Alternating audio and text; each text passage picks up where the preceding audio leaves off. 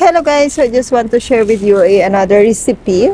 It's Chinese food again. So this is called Chinese pork mincemeat with noodles. So first guys, dapat may vegetables kayo. It's just optional if you want some vegetables and eggs. So sa nakita nyo doon. So got garlic, onion, vegetables, and eggs. And then the noodles, syempre. Hindi ko kalimutan kasi noodles. Pero pwede naman kasing i-partner yung yung Chinese pork mincemeat sa rice. Well, itong gawin natin guys is for noodles. So sa noodles guys, ito yung pinakamadaling luto sa for me sa Chinese food.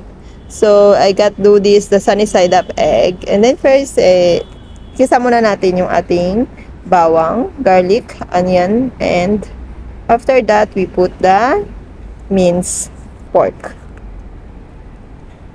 So, yung pork mincemeat. Pero yung minced pork ko dito guys is nilagyan ko na yan siya ng soy sauce, salt, and peppers for the taste, and some sesame oil. So, i-marinate yung muna siya guys para at least may lasa na siya. So, after that, you need to make a sauce. Yung sauce yan guys is sugar. If meron kayong oyster sauce, so no need sugar.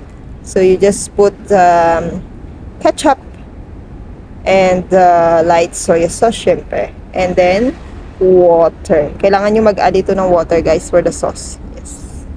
So, ayun lang, yung sauce niyan. And then, after that, so, kailangan nyo siyang i-mix, guys. And then, after that, ilagay nyo doon siya sa inyong pork, minced pork na ginisa. So, after nyo ginisa yan, lutuin nyo siya na mag-boil ng ganyan, guys, yung maging sticky yung sauce.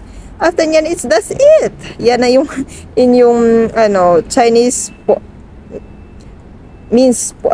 pork mincemeat na noodles. So, ayan, ilagay nyo siya. Optional yung egg na nilagay ko dito at saka yung kanyang vegetables, guys. So, ayun lang, guys. Napakadali lang. So, thank you for watching. Please don't forget to like, comment, and share if nagustuhan itong video.